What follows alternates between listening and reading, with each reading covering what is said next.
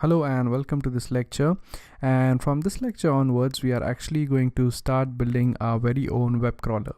So the first thing which we need to do is that we need to actually delete this thing, and as I said, in a web crawler we are actually going to have two files, that is nothing but the crawl.txt, which is going to contain the crawl files, and the queue.txt, which is going to contain the files which the crawler still needs to crawl.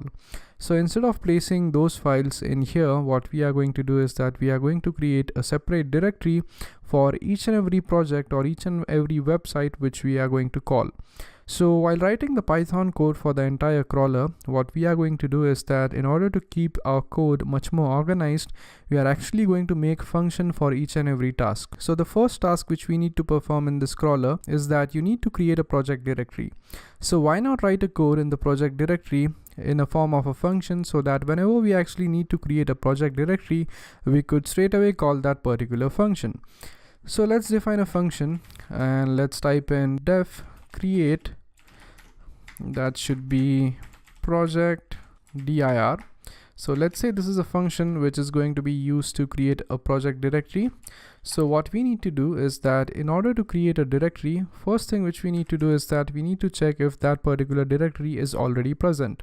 So if a directory is already present, it makes absolutely no sense to make the same directory again. So what we need to do is that we need to check if a particular directory is present in the current location or not. So in order to do that, we actually need to use a function which is called as path_exist or path.exist, which basically allows you to check if a particular directory is present.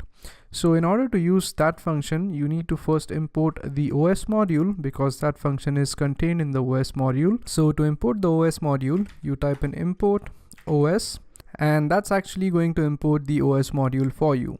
So right after that, you could go ahead and check for the condition by typing if not.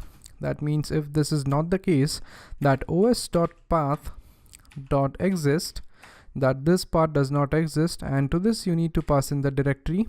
So let me just type in directory over here. So that means if this particular directory which is passed is not present, and you also need to make sure that you pass the directory variable over here, and this is nothing but the name of the directory which you want to create. So whenever you want to create a new directory, you simply call this function and pass in the directory name, and that's going to create a new directory for you. So if the path does not exist, that means we want to create a new directory.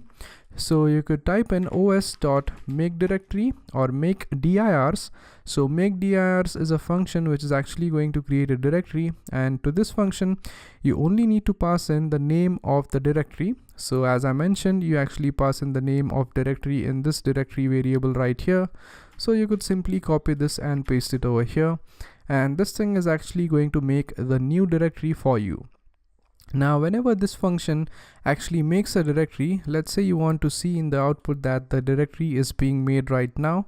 So in order to do that, you could simply go here and you could print out something like let's say creating the directory, and you could display out the directory name by typing plus directory.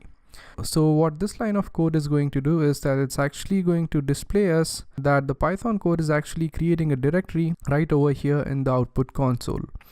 So once this thing is done, we are pretty much done with this function. And now to check if this function actually does its job, what we are going to do is that we are going to go right over here and type in the function or call the function, and let's pass it a sample name like, let's say, the site. And once you save the code and once you hit run, as you could see, it says creating the directory the site, and as you could see, we already now have the directory which is called as the site. So we are successful in creating our very own first function, which is to basically create a directory, and this is only the part of the equation. And now what we are going to do here in this directory is that we are going to have a function which is actually going to create the crawled and the queue files. So as I mentioned, we actually need two files to keep track of the websites visited or websites crawled. So we are going to learn how to do that. So in the next lecture, what we will do is that we will basically go ahead and create a function which is actually going to create the queue.txt and the crawl.txt file. So that's it for this lecture, and I hope you guys were able to understand how we build this function to create a directory. It was actually very short and simple. So thank you very much for watching, and I'll see you guys next time. Thank you.